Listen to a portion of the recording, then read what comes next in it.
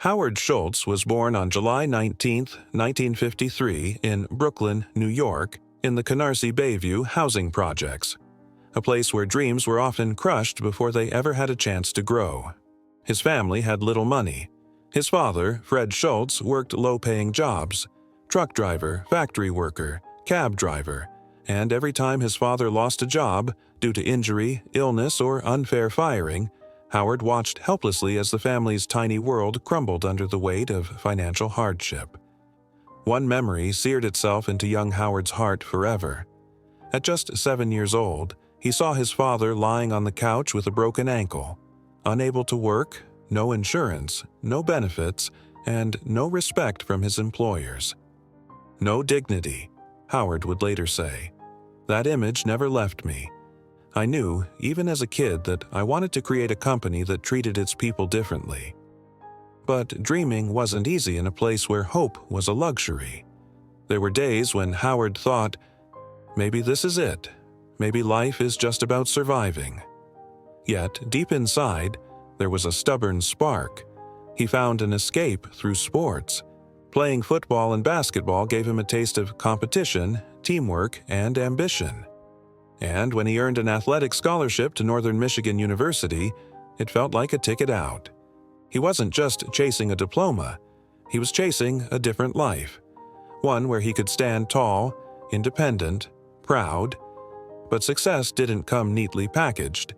Howard had to work multiple jobs: bartender, barista, even selling blood at blood banks, just to afford textbooks. There were nights when he went to bed hungry, dreams louder than the growling of his stomach. Still, he refused to give up. No one was going to hand it to me, he said. I had to go get it.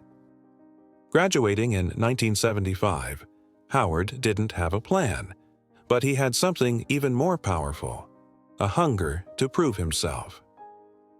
After graduation, Howard took various sales jobs, slowly building experience, confidence, and a network. Then, in 1981, while working as a sales director for a Swedish housewares company, Howard stumbled across a small Seattle coffee company called Starbucks. At that time, Starbucks wasn't what it is today. It was just a single store selling whole coffee beans, tea, and spices. But when Howard visited, he fell in love, not with the business model but with the soul of the place. The aroma, the atmosphere, the idea of community over coffee. This is what I've been searching for, he thought. He lobbied hard and eventually convinced the founders to hire him as the director of retail operations and marketing. Then came a life-changing trip. In 1983, Howard traveled to Italy. Walking the streets of Milan, he was enchanted by the espresso bars, bustling spaces where coffee wasn't just a drink. It was an experience. People met friends there. Business deals were made there. First dates happened there. It wasn't just about coffee, it was about connection. Howard returned to Seattle with a vision burning inside him. Starbucks should be a place of human connection, a third place between work and home. But when he pitched the idea to Starbucks' original owners, they rejected it. "We're in the business of selling beans," they said, "not running cafes." Howard was devastated. He could have quit. He could have accepted defeat. But his dream was louder than their doubts. In 1985, he made the boldest decision of his life. He left Starbucks to start his own coffee company, inspired by the Italian cafes he had fallen in love with. With the odds stacked against him, he ventured into the unknown. But the path ahead wasn't just difficult, it was brutal. Starting a business is never easy. Starting a business with little money, no brand recognition, and a radical new concept? Nearly impossible. Howard struggled to raise funds. He knocked on 242 doors looking for investors, and he heard 217 rejections. Some told him flat out, "Americans will never pay $3 for a cup of coffee. Your idea is stupid. Coffee is just coffee, nothing more." But Howard didn't flinch. Each rejection made him more determined. Finally, a handful of investors, moved by his passion and relentless drive, agreed to back him. He opened his first coffee house, Il Giornale, and it quickly gained a loyal following. When Starbucks' original owners decided to sell the company in 1987, Howard took another massive risk.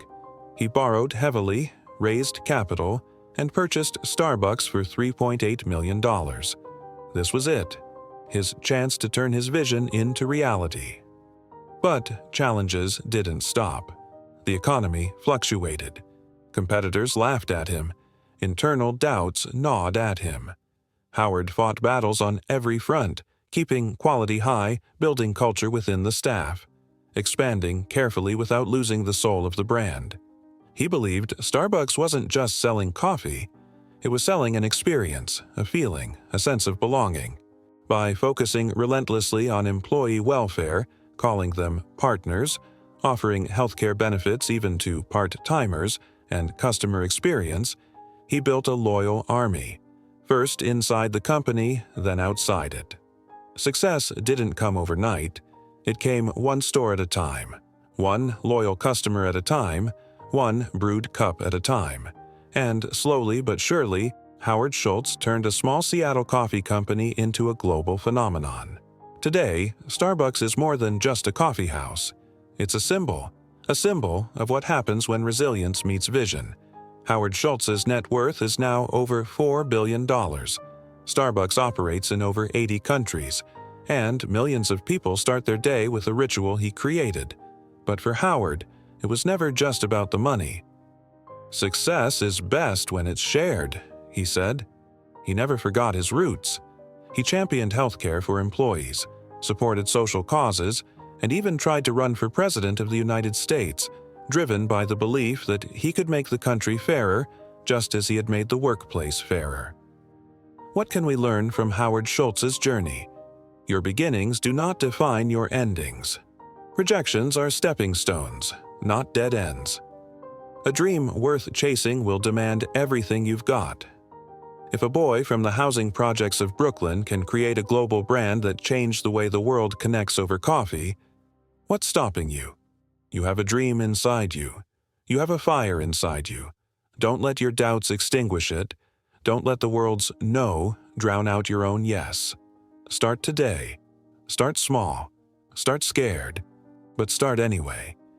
If Howard Schultz's story lit even a tiny spark inside you today, don't let it fade.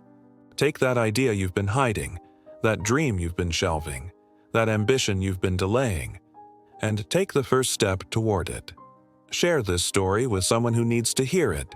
Subscribe for more real-life inspirations that fuel your journey. And remember, the world belongs to those who believe enough to make it real. Your Starbucks moment, your empire, your dream is waiting for you to claim it.